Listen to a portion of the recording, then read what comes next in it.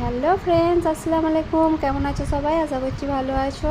তার একটা ব্লগ নিয়ে চলে এসেছি। আজকে ভোটের দিন, তো দেখো খুব জোরে বাইরে পানি হচ্ছিল।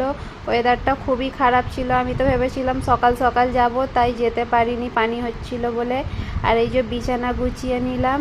বিছানা গুছিয়ে নিয়ে তারপরে সোজা চলে গেছি আমি রান্নাঘরে। তো আমার তো তোমরা সবাই জানো উপরে রান্নাঘর।